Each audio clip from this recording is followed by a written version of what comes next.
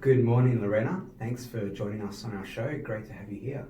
Hi Adam, thanks for having me. I got to say, it's a rare pleasure as well to get a fellow Italian Australian from Perth in Singapore to do the podcast. So it's a real pleasure. Thanks. No, it's all good. The banter over all our childhood favourites as well before we got started. Yeah, got that out of the way. So Lorena, for those in the audience that don't know yourself, perhaps you could just start the podcast with a very quick summary of your career, who you are, and what you're doing at the moment with your current role at Microsoft. Yeah, sure. So I'm obviously from Perth, Australia, as you just announced. My parents are from Rome, and I always think that's a really good differentiator because you would understand when you do grow up in one culture but you have a different culture at home, it does change and shape the way that you engage and the way that you interact with the world, and also how you understand cultures from another point of view. For sure. But in terms of my career, I guess it's been pretty diverse. I'd say I've got one of those CVs that I either really loved or not sure what to do with it, because I started as a paralegal in energy and resources, a paralegal legal assistant. That then evolved into becoming business development. That then evolved into a management consulting career, which then launched myself into having my own business, being part of a board for Startup My Management Consultancies, developing my own sustainability methodology. A lot of that's been grounded in transformation and I guess you can say transformation more from the business and not so much the technical side of things. So that's been very much the past 15 years. That's brought me through that journey. And a lot of that's been grounded in energy and resources, or working with supply chains, or working with services, businesses and governments. So all of that's come full circle to what brought me to Singapore, which was firstly part of Top 4 Management Consulting, and then transitioning over to Microsoft for the first time ever, from a technical point of view or a technology point of view in transformation, and weaving all the best parts of my career into that as I go on this journey with them. Brilliant to hear that. How did that transition to Microsoft actually start, and what was the trigger point for that? Well, for me, the main trigger point of it was about, really wanting to take my career in a different direction.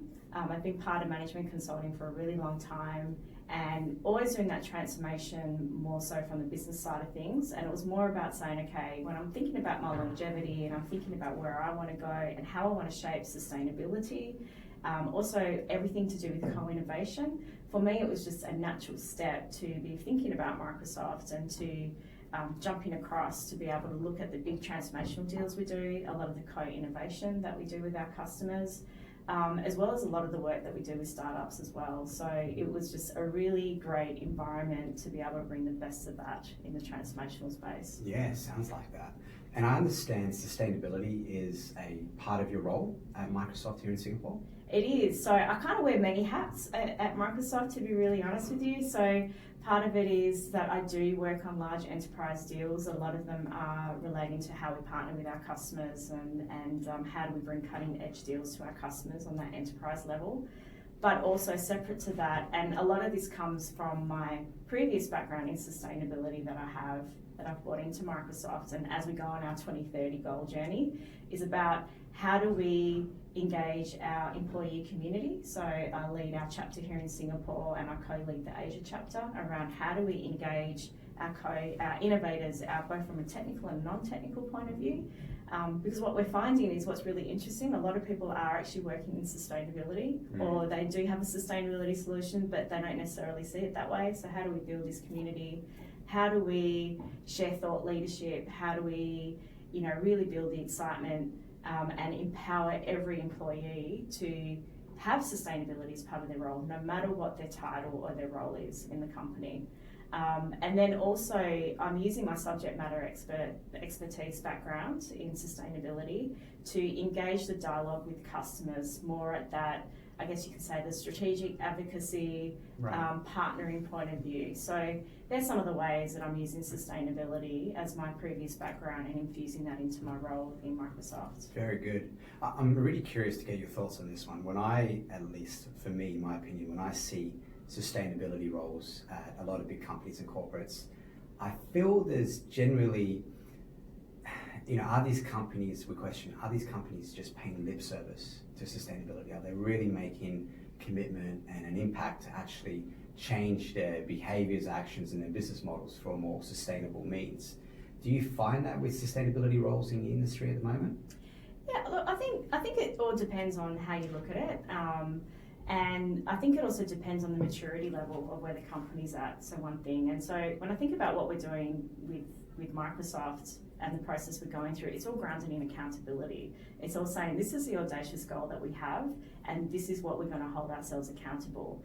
And that's really, really important because it sends that message to the market around this is important.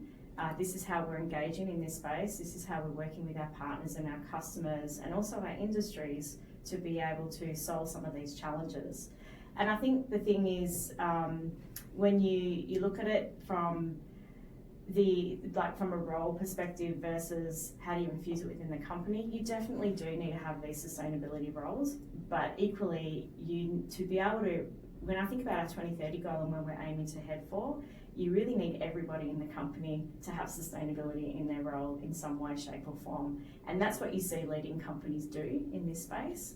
You see the leadership team talking about sustainability, not just as a standalone bucket on its own, but it's infused in part of the business, as part of the transformation, as part of co-innovation, as well as empowering all their employees to be able to engage and apply sustainability in the way that it makes sense for themselves and their role. Right, I mean, you really have to, I guess, keep that messaging consistent, very transparent, very clear.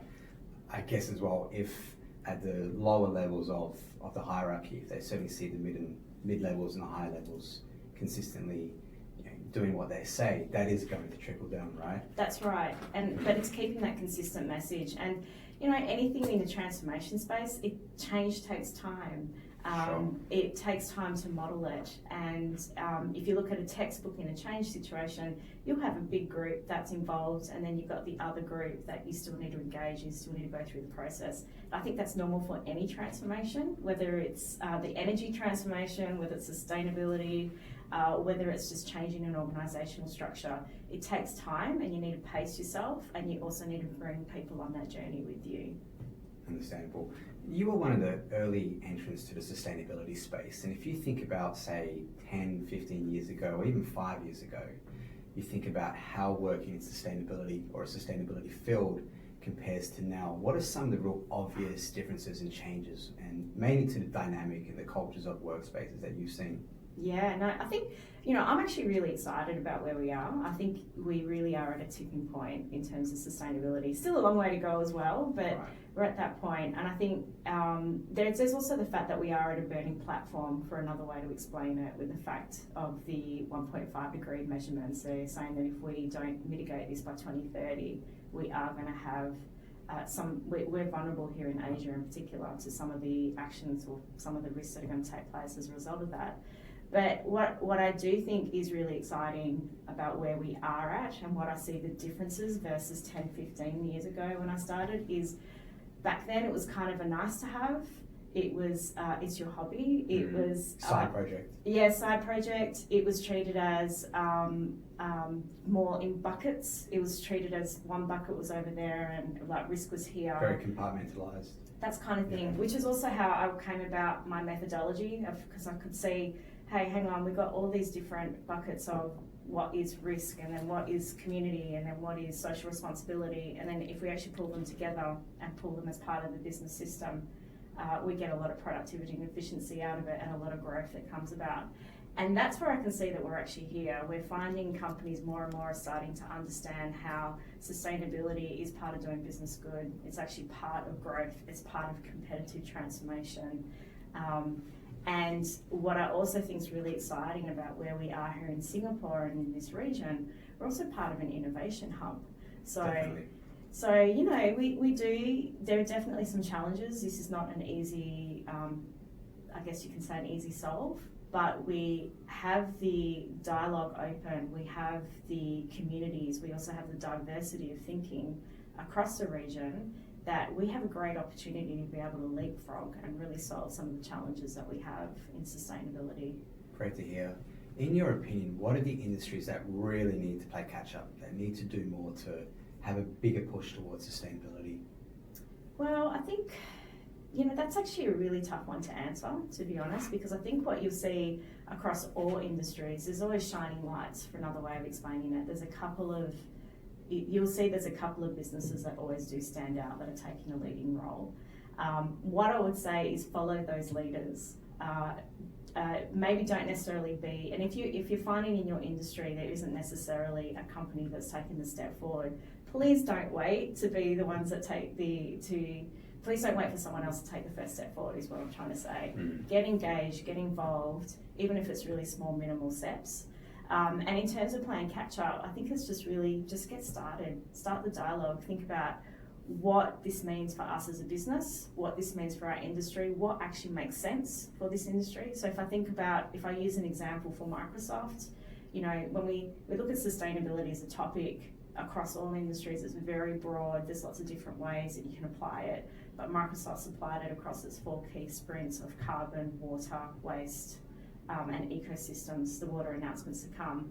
And it makes a lot of sense to technology, it makes a lot of sense to our products and services, and it makes a lot of sense in terms of how we engage with our markets as well. So that's an example. The way every company applies Microsoft is going to be very, very different depending. So did I say Microsoft? I just stuffed up then, sorry. That's okay. So the way every company applies sustainability is going to be really different depending on their industry, their areas of operations. That's going to be influenced by government policy as well, because that plays a bit of a role in how you need to operate around this space.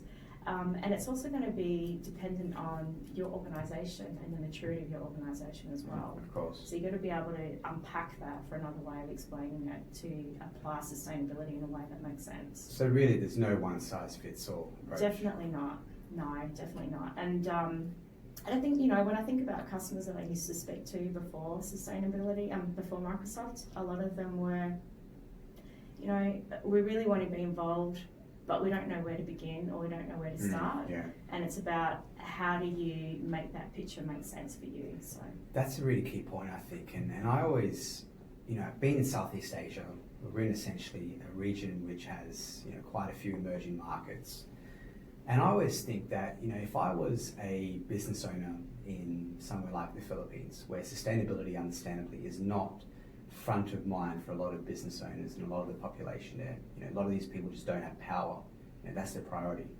Now, if I'm a business owner there, I run a factory, I employ dozens of people, how do I get sustainability to be kind of front of mind? Whereas, okay, we're using dirty coal, we're using fossil fuels, but I may want to have a push towards cleaner energy or sustainability, but right now that just isn't possible. It's not a priority. My priority is keeping people employed. How do we reach out to these types of business owners in these communities and say, look, actually, here's a solution for you which is more sustainable? I appreciate it's a really tough question to answer, but I really want to think, if I was in the shoes of these people, and which obviously they can make a difference whether they decide to have more sustainable methods or not. How do we reach out and connect and change the way these people operate? I mean, that's a really good one. Thanks. And I'm going to lean more on, I guess, my overall sustainability experience to answer this question. And it really does start in dialogue. It really starts in really understanding what are the pressing needs for that business, as well as what are the pressing needs for the community as well. And it comes back to a discussion that does come up a lot around, what do you do with these industries that have whole communities that revolve and rely on these industries for their livelihoods? So it really all starts in dialogue, and it's about then saying, okay, how do we work together to be able to change that picture for you? So what will be more cost effective? Because sustainability is also about protecting your environment, protecting your community, but also being really cost effective. The crux of sustainability is, how do we do more with less? How do we do more with our finite resources, for another way of explaining it as well. So it's about starting that dialogue to then start to be able to say, what is going to make the best sense for your business model? What's going to have the biggest, most positive impact on your community and also your employees and their livelihoods? And then how do you shape that as a whole system, using technology, bringing people along on that journey, co-innovating to problem solve some of the challenges. And what I have seen really work really well in this region or in the more emerging nations, for another way of explaining it, is amazing innovations through startups have come up Right. at this more micro level. So, you know, things like when I think about agribusiness and the way smallholder farmers have been supplied with digital devices that allows the technology to, they're able to take a picture to show what their crop is doing and then get the right advice to be able to say, okay, this is what we need to do to maximise the yield or minimise the impact that's going to take place there. So there's so many opportunities to look at, but it all starts in grounding in that dialogue, understanding what the business priority is, understanding what the cost base is as well, and then how that's going to have the biggest impact on employees and the community they operate in. Oh, that's interesting. Yeah. So much is really done at that ground level, rather than having a big, you know, top-down kind of helicopter view, which is great. You know, you can make momentous change, but it does take, I think, a lot more time, right? As you pointed out, transformation. But actually going on the ground and impacting, you know, a small business and a small community and changing the way permanently how they operate, that can be so much more effective, right? It can be, like, and I hear what you're saying as well, because it is at that ground level, because you really do need to understand what's happening at the ground level to bring it up to the upper level. I would say, to flip it around in another way, the whole basis of my sustainability career has all been around environmental social governance. So my background's grounded in governance, strategy, and how do you implement that. So it's almost more a case of what I find really effective is you do need to understand that ground level, but you also need to bring it up to what does this picture look like from an overall, if you want to look at it from a bigger company corporate strategy, and how do you make it meet in the middle? Because by allowing it to meet in the middle, you have a lot more access to data. You really understand what the impact is on your overall supply chain or your value chain, for another way to explain it. You really understand what the differences are. You know, because if I apply it to an Asia Pac regional business model, when you're running a regional model or a regional business, you still have areas of operations and companies that you need to be working with, or countries that you need to be working with. So you need to understand what is happening country to country, you know, culture to culture, legislation to legislation, to be able to shape that as part of the bigger picture for the entire region. And that's what I mean by you bring it back to the middle. And where I've seen it be most effective is where you've got that great communication flow and that great informational flow of data coming from what's happening at that ground level, and how do you apply that at that bigger level so that the right decisions can be made, the right risk can be mitigated, and then also get the right knowledge and influencing happening. Okay, understandable. You know, interesting you mentioned the word ESG. It's such a buzzword right now. You know, especially if I look at it from a recruitment perspective, how many mandates have really grown in the last few years with an ESG title in it. There's so much momentum now with ESG sustainability. If anything, what could decelerate, or, you know, a lot of these companies that are making this big push like Microsoft, is there anything you think that would really decelerate that momentum or drift them off course? You know, I think the main thing that will, or another way to try to look at it as well, is it's not so much about this deceleration per way or getting off course. It's more about how do you bring everybody on the journey, right? So you have these goals, you're going on that journey, you're taking that approach, but it's how do you make sure that you're bringing everybody along, or if you need to, you go back and pick people up, or you go back and you reiterate the messages and come across the journey. And I think, in all honesty, the biggest thing that will decelerate is not doing anything at all and not taking any actions. So even the smallest step forward and the smallest action can have a big impact as well. And when I apply it to an individual level, I hear a lot of people say, but I'm just one person, how can I have an impact? And I'll say, well, actually what you decide to do at home and how you manage waste at home, that in itself has a big impact for your community. So for me, it's deceleration will take place if no action is taken at all. Yeah, I mean, it's quite easy though to, as an individual, think that, all right, you know, as a collective, something's going to happen, and you know, it's not necessary for me to do anything or be part of that. But I think about this, you know, recent example where I've started to eat less meat, and I love an Impossible Burger. sometimes, that's a nice little treat. Not cheap, but, it's not meat, right? And it tastes really good. And I always think that, okay, I'm one person and I'm deciding to eat an Impossible Burger. So my money, my spend is now going towards this plant-based meat. Now, what if I could tell 5 or 10 people that, you know what, this Impossible Burger is actually really quite nice. Why don't you try it instead of having a beef burger next time? So now 10 people are deciding to put their spend towards something that isn't meat-based, is plant-based. It does have a slow little trickle impact because obviously, they like it and they communicate that to their friends and family and so on and so forth. Corporations aren't necessarily bad or evil in that respect. They're just doing what the market wants and desires. If we start moving our behaviors, we start moving our expenditure in a certain direction, surely that would follow, right? And I certainly think that's when you made the point about everyone can make a difference. Every individual has that choice. Yeah, absolutely. And if I think about what I've been doing in my own home for a very, very long time is, I try to do as minimal plastics as possible. And if it is plastic, it has to be recyclable.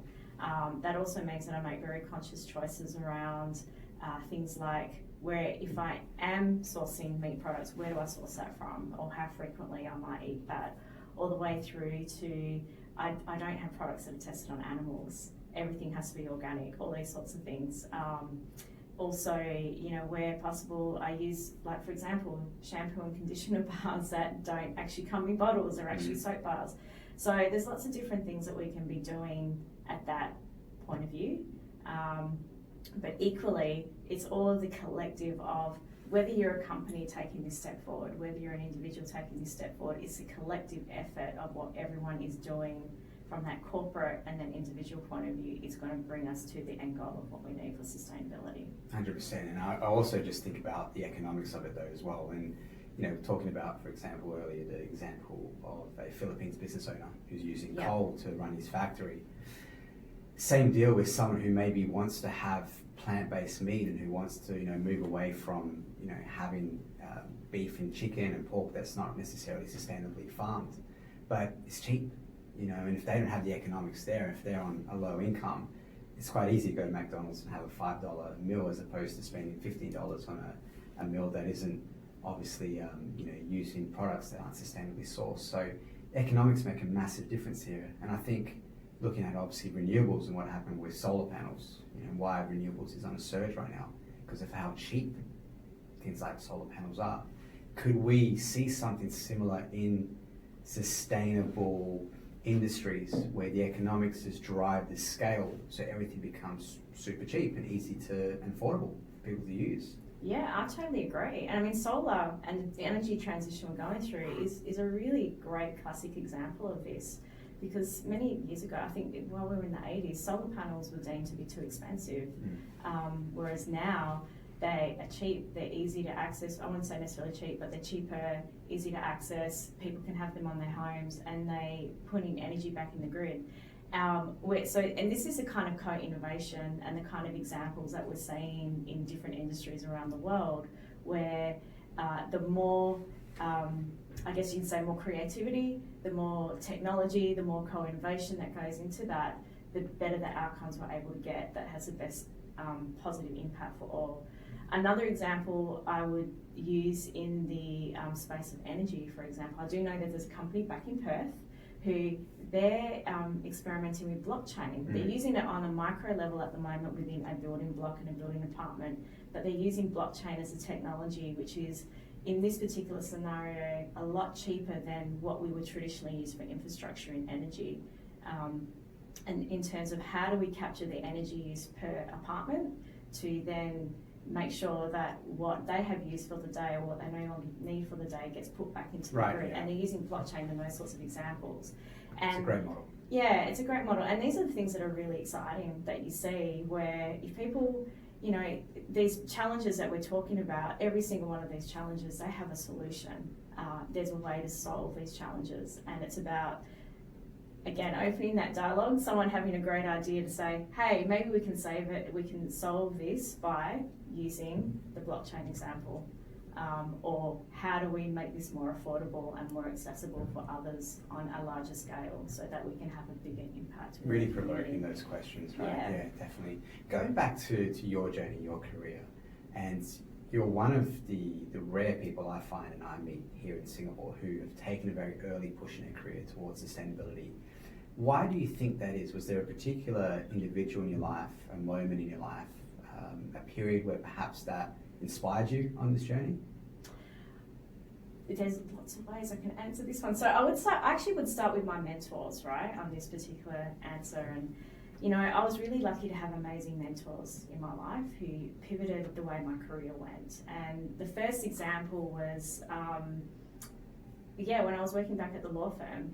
And I had these three great men who were all partners of the law firm, internationally well known for energy resources and the work that they do. And they're also busy fathers themselves. The two of them were fathers themselves. And they just sat me down one day and they said, hey, if you want to do this forever, there's nothing wrong with that. But we know you can do more. We know you can apply yourself in different ways. So have a think about it. You tell us what you're thinking and we'll sit down and have this conversation. Very cool. And it took 6 months till I got there. But we sat down, and what the end result was I ended up starting to go to university. So I didn't go to university straight away. And they actually helped me go through a process of working full-time while studying part-time to go through my professional career, as well as studying to be able to supplement that as well. So that's one of the pivots. So if I didn't have that interaction, I might not have ended up on the pathway in business the way that I did. With the legal background as well as the energy and resources background. And it just sent me on this whole different journey of how to look at my career and how to shape my career. And it was all just by people giving me gentle nudges along the way. So that's at a really, really young age. And if it wasn't for that, I don't know that I would necessarily be where I am today. Then on the other flip side of it, so this is fast forwarding quite a few years. I had my own business. This was again in energy and resources, and I was consulting to obviously an energy and resources services business. And my favourite client, he became a mentor as well. What's wrong? It got disconnected, sorry. Oh, okay. So we could edit this, right? It wouldn't be too much of a problem, would it? Maybe it's-